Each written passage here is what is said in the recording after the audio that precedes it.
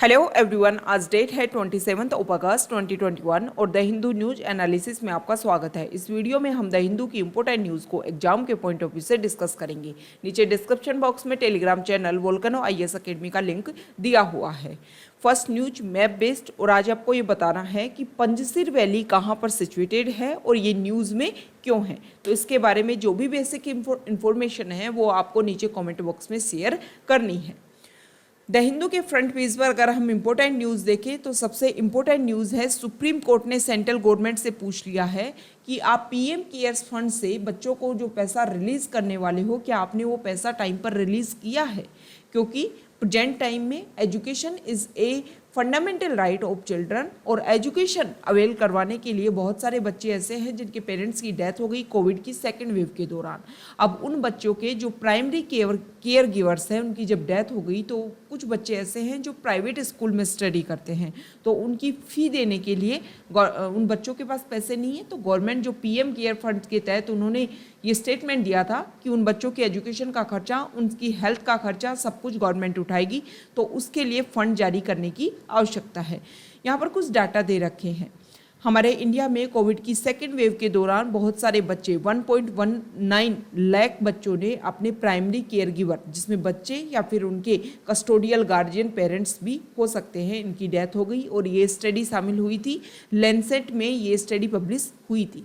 अब देखो, जैसे ही इन बच्चों के प्राइमरी केयर गिवर की डेथ हुई तो चाइल्ड ट्रैफिकिंग एक मेजर इशू सामने आया, जिसमें जो गर्ल्स हैं उनको सबसे ज़्यादा इस प्रॉब्लम को फेस करना पड़ा। सुप्रीम कोर्ट के जज ने जब इस इशू को सुना तो उन्होंने बोला कि गवर्नमेंट जल्दी से इस प्रॉब्लम के ऊपर अपना सॉल्यूशन लेकर के आई, ताकि जो बच्चे हैं उनका जो फंडामेंटल राइट है वो सेव हो सके। Additional solicitor general Aishwarya Bhati से, जो सुप्रीम कोर्ट के जज हैं, उन्होंने बोला कि children should not lose the benefit of education because of the pandemic. Can the PM care funds can forward and immediately release some funds for the education of these children at least for the year. Is there any facility for that? इसके अलावा जो additional solicitor general हैं उन्होंने बोला कि बच्चों को 3 categories में डिवाइड किया गया है। एक ऐसे कैटेगरी जिसमें उन्होंने अपने दोनों पेरेंट्स को खो दिया है, एक में उन्होंने आइदर पेरेंट्स, मतलब या तो फादर या फिर मदर, उसकी डेथ हो गई कोविड की वजह से, या फिर who have lost their legal guardians. In 3 category में बच्चों को डिसाइड किया गया है, और इनको आइडेंटिफाई करने की, मतलब 1.19 लाख जो बच्चों ने अपने पेरेंट्स को खोया, उनको आइडेंटिफाई करने की कि कौन सा चिल्ड्रन किस कैटेगरी में आएगा, ये डिसाइड करेगी डिस्ट्रिक्ट मजिस्ट्रेट। उसके पास में पावर है, उनके पास में रिस्पॉन्सिबिलिटी है, वो डिसाइड करेंगे कि कौन सा बच्चा कौन सी कैटेगरी में आता है, और फिर उसी के अकॉर्डिंग पीएम केयर फंड के तहत जो भी फाइनेंशियल हेल्प के लिए वो एलिजिबल है वो सब कुछ उनको प्रोवाइड करवाई जाएगी। Next news, Delhi high court ने एक स्टेटमेंट दिया कि राइट टू प्राइवेसी के साथ में right to be forgotten and right to be left अनोल्ड, ये दोनों भी इंक्लूडेड है। दिल्ली हाई कोर्ट ने जो अपना स्टेटमेंट पास किया उसमें उन्होंने डायरेक्शन दी कि जो ऑनलाइन प्लेटफॉर्म्स हैं उनको ऑब्जेक्शनेबल जो वीडियोस हैं, ऑडियो क्लिप्स हैं, मतलब जिन्होंने पिटीशन फाइल की थी, जिनके वीडियोस थे, उनको रिमूव करने का आदेश दे दिए हैं। नेक्स्ट न्यूज, यहाँ देखो दिल्ली में जो पर स्क्वायर मील जो सीसीटीवी की संख्या है वो बहुत ज़्यादा उन्होंने इंस्टॉल की है। दिल्ली सीएम ने ये स्टेटमेंट दिया, उन्होंने बोला कि पर स्क्वायर मील, मतलब 1 मील की दूरी में जो सीसीटीवी की संख्या है वो हमारी दिल्ली जो नेशनल कैपिटल है उसने अदर जो हमारी एरिया है, अदर जो सिटी है, जैसे चेन्नई से ज़्यादा और मुंबई से भी 11 गुना ज़्यादा, चेन्नई से 3 गुना ज़्यादा, मुंबई से 11 गुना ज़्यादा यहाँ पर सीसीटीवी कैमरा इंस्टॉल किए गए हैं। 1 मील की दूरी में 1826 सीसीटीवी कैमरा दिल्ली ने इंस्टॉल किए हैं। और जो दिल्ली है इसके बाद में लंदन, शंघाई, न्यूयॉर्क, सिंगापुर, इनको भी सरपास कर करके नंबर 1 बन गया है पूरे ग्लोबल लेवल पर। अगर आप दिल्ली पे बात करो तो दिल्ली में 1826 कैमरा है, सेकेंड लेवल पर लंदन में 1138 कैमरा है पर स्क्वायर माइल। ये मिस्टर केजरीवाल ने ट्वीट करके उन्होंने ये बताया है। देखो, जब इस तरीके से ये कैमरा इंस्टॉल किए गए हैं तो इससे क्या होगा, जो भी सिक्योरिटी है उसको हम इजीली अवेलेबल करवा पाएंगे। इजीली जो भी प्रॉब्लम्स हैं, जैसे कि all CCTV feeds are highly secure with hardware monitored by the community, feeds accessible only to authorized users and the system itself capable of automatic health checkup to detect disturbances and intrusions of the connection। ये government ने बोला है कि ये सारी सुविधाएं इन CCTV cameras के साथ में इंक्लूडेड हैं। इससे क्या होगा, इससे ये चीज़ें सामने आएंगी कि सिक्योरिटी के जो प्रॉब्लम्स हैं वो बहुत सारे इशू ईजिली सॉल्व हो जाएंगे। It added that only 3 Indian cities feature in the top 20, Delhi at rank 1st, Chennai at rank 3rd and Mumbai at rank 18। मतलब पूरे ग्लोबल लेवल पर हमारी इंडिया की जो सिटी हैं वो यहाँ पर एग्जिस्ट करती हैं। ओके, नेक्स्ट न्यूज यहाँ देखिए, एक सेकेंड,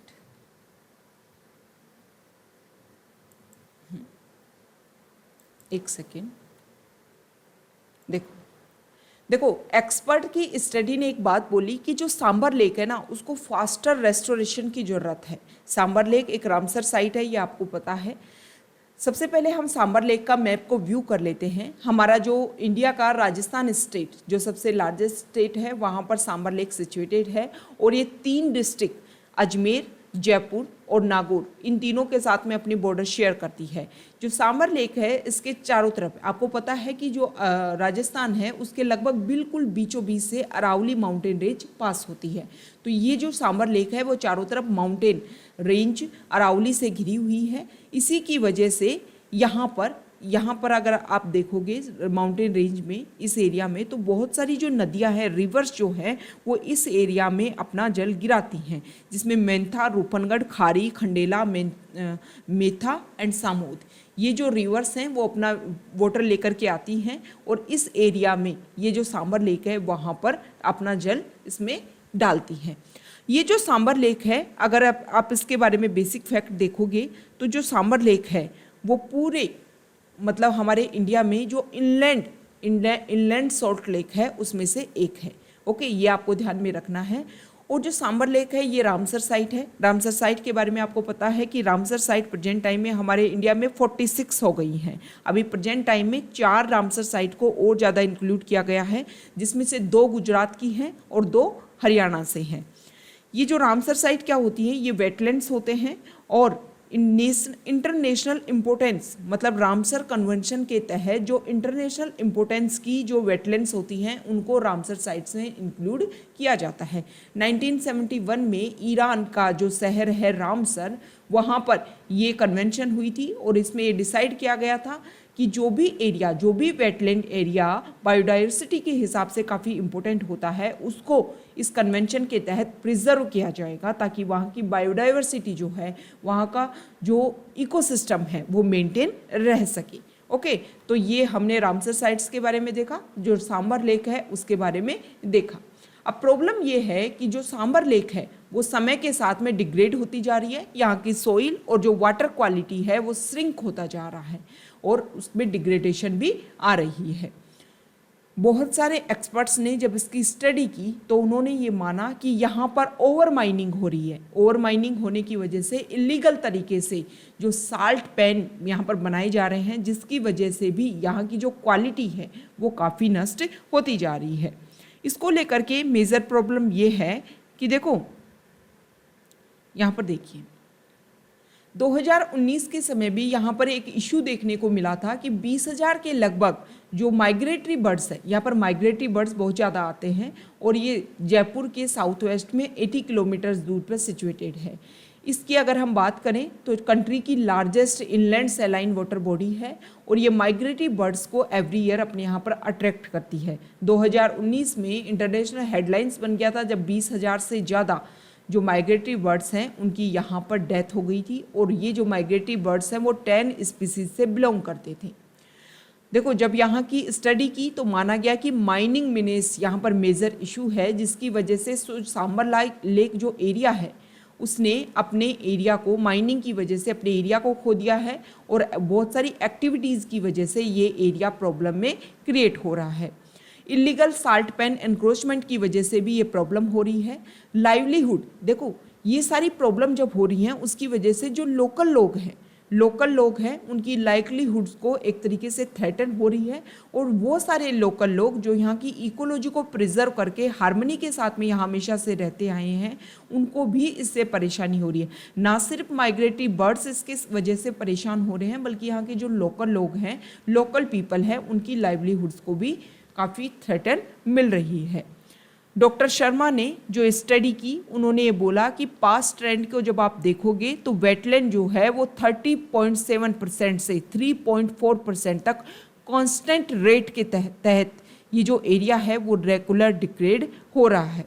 ओके, और ये जो एरिया है इस साल्ट वाटर लेक का वो रेगुलर सैलाइन सोइल में कन्वर्जन होता जा रहा है, जो 9.3% के तहत इंक्रीज हो रहा है। फ्यूचर में प्रेडिक्शन माना जा रहा है कि 40% ऑफ वेटलैंड जो है वो अपना एरिया खो देगी, 120% of saline soil and net increase of 30% of vegetation, 40% settlement, 10% salt pan and 5% banner land. इस तरीके से जो ये एरिया है वो सब कुछ कन्वर्जन हो जाएगा। तो सांबर लेक को प्रिजर्व करने की आवश्यकता है ताकि वेटलैंड्स को हम यहाँ पर क्या कर सके, प्रिजर्व कर सके, और जो माइग्रेटरी बर्ड्स यहाँ पर आते हैं वो भी यहाँ पर अच्छे से आ सके, जो भी यहाँ की बायोडाइवर्सिटी है उसको सॉल्व किया जा सके, मेंटेन रह सके, और जो यहाँ पर जो लोकल पीपल हैं उनकी लाइवलीहुड्स को भी मेंटेन किया जा सके। यहाँ से सॉल्ट बनाया जाता है, ये आपको ध्यान में होना चाहिए, और यहाँ का जो सॉल्ट है, पूरे इंडिया में जितना सॉल्ट बनाया जाता है उसका लगभग 8% सांबर लेक से ही तैयार किया जाता है। नेक्स्ट न्यूज यहाँ देखिए, देखो महाराष्ट्र गवर्नमेंट की women and child development department ने एक मिशन लॉन्च किया है, मिशन वात्सल्य। मतलब इसके तहत 18 बेनिफिट्स, बहुत सारी स्कीम, बहुत सारी सर्विसेज को एक जगह इंक्लूड करके इस स्कीम के तहत प्रोवाइड करवाया जाएगा।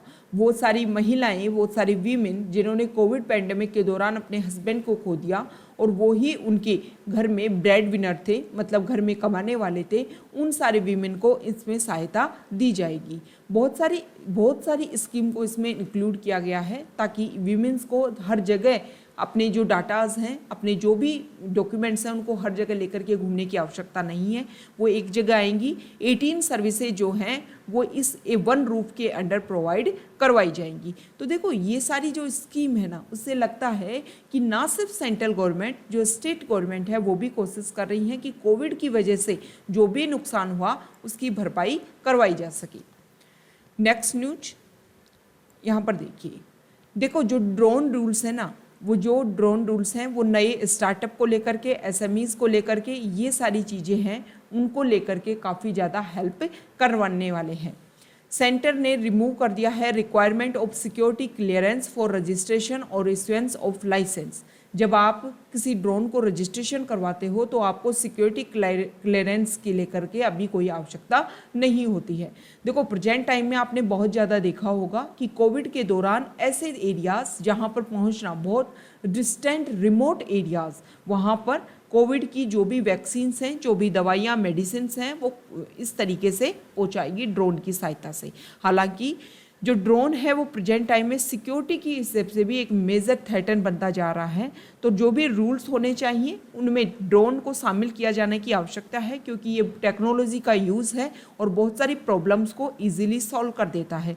लेकिन इसके साथ में ये भी ध्यान रखने की आवश्यकता है कि इसकी वजह से सिक्योरिटी को कोई भी थ्रेटन ना हो, क्योंकि प्रेजेंट टाइम में आपने देखा होगा कि जम्मू एंड कश्मीर में ड्रोन की वजह से ही ड्रोन अटैक होता है और एक ब्लास्ट होता है हमारे एयरबेस पे। तो ये काफ़ी मेजर इशू सामने आ रहा है। अब देखो जो ड्रोन है वो हैवी पेलोड्स लेकर के, मतलब जो स्टार्टअप्स हैं या फिर आप डिलीवरी के लिए भी ड्रोन का यूज़ कर सकते हो। यहाँ पर बहुत सारे रूल्स की बात की गई है कि किस तरीके से हम ड्रोन का यूज़ कर सकते हैं। जो टेक्नोलॉजी है उसका यूज़ करके जो इंडिया है उसको एक ड्रोन हब बनाने के लिए तैयार किया जाएगा, और ये सारे जो रूल्स हैं वो इंडिया को हेल्प करेंगे इनोवेशन में, टेक्नोलॉजी एंड इंजीनियरिंग में। ओके, नेक्स्ट न्यूज है, यहाँ देखिए, देखो जो हमारे फॉरेन मिनिस्टर हैं मिस्टर एस जयशंकर, वो प्रेस पर्सन से इंटरेक्ट हुए। उन्होंने ये बोला कि हालांकि हमने हमारी एम्बेसी को इवैक्यूएट, वहाँ से जो भी हमारे एम्बेसी ऑफिसर्स हैं उनको अफ़गानिस्तान से हमने इवैक्यूएट किया, लेकिन बहुत सारे ऐसे लोग हैं जिनको हमने अफ़गानिस्तान में छोड़ रखा है और अफ़गानिस्तान में जो भी सिचुएशन है उसके बारे में हमें वो सारी चीज़ें वो पास करेंगे, उसके बारे में जो भी नॉलेज है, जो भी इन्फॉर्मेशन है वो इंडिया के पास आती रहेगी। इसके अलावा उन्होंने बोला कि जब तक नॉर्मलाइज वहाँ पर सिचुएशन नहीं हो जाती उसका इंडिया वॉच कर रहा है। वेट एंड वॉच की जो पॉलिसी है वो इंडिया अपना रहा है तालिबान के साथ में। हालांकि जैसे ही नॉर्मलाइज सिचुएशन होती है इंडिया डिस्कस करेगा तालिबान के साथ में कि वहाँ पर जो भी हमारा इन्वेस्टमेंट पे है उसको किस तरीके से सिक्योर किया जाएगा। नेक्स्ट न्यूज फॉरेन पेज से है,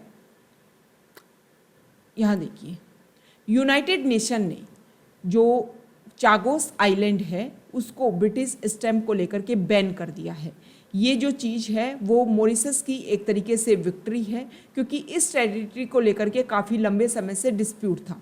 सबसे पहले आपको ये पता होना चाहिए कि जो मॉरिशस है वो पहले यूके के अंडर आता था, लेकिन जो मॉरिशस है, यहाँ देखिए, एक सेकेंड, देखो, यूके को ऊपर कोई डाउट नहीं है वैसे तो कि ब्रिटिश इंडियन ओशियन टेरिटरी के ऊपर उसकी सॉवरेंटी थी। ये सारा जो एरिया है वो 1814 से ब्रिटिश सॉवरेंटी के अंडर आता था, लेकिन समय के साथ में ऐसा हुआ कि जो मॉरिशस एरिया है उसने 1968 में मॉरिशस ने ब्रिटेन से अपनी इंडिपेंडेंट गेन कर ली, लेकिन जो चागोस आर्किपेलागो है उस एरिया पर ब्रिटिश ने अपना कंट्रोल रखा। अब इसी को लेकर के रेगुलर प्रॉब्लम चल रही थी। ये जो एरिया के लोग हैं वो रेगुलर ये प्रोटेस्ट कर रहे थे कि उनको भी इंडिपेंडेंस दी जाए। 2019 में इंटरनेशनल कोर्ट ऑफ जस्टिस ने यूके का जो ऑक्यूपेशन है चागोस आइलैंड को लेकर के, उसमें उन्होंने बोला था कि ये अनलॉफुल है और यूके को लीगली ये जो चीज़ें हैं, ये जो जगह है वो मॉरिशस को सौंप देनी चाहिए। उसके बाद में यूनाइटेड नेशन जनरल असेंबली ने अप्रूव किया कि जो यूके है वो मॉरिशस को ये टेरिटरी को सौंप देगा। 2021 में international tribunal for the law of the sea ने कंफर्म किया कि UK has no sovereignty over the Chagos islands and that the island should be handed back to Mauritius. तो ये सारे स्टेटमेंट आए और प्रेजेंट टाइम में यूएन ने बैन कर दिया है। ये सारी चीज़ें मॉरिशस के लिए एक तरीके से विक्ट्री है। ओके, यहाँ पर एक जगह है डियागो गार्सिया जो चागोस आइलैंड का ही एक पार्ट है। वहाँ पर यूके ने, देखो, मॉरिशस की जगह यूके के पास अभी तक बनी हुई है और यूके ने भी लीज पर दे दिया यूएस को और यूएस ने वहाँ पर अपना आर्मी बेस बना लिया। तो ये मेजर कंसर्न है। अब चागोस आइलैंड की जो लोकेशन है वो हमारे लिए इम्पोर्टेंट हो जाती है।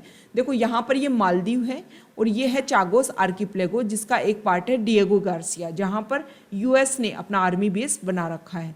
ये सेशेल्स है, ये यहाँ पर मेडागास्कर है, ये है मॉरिशस और ये है रीयूनियन। आपको नीचे कमेंट बॉक्स में बताना है कि रीयूनियन कौन से कंट्री की टेरिटरी है। ओके, तो ये आज का हमारा डिस्कशन था द हिंदू का। Okay, thank you.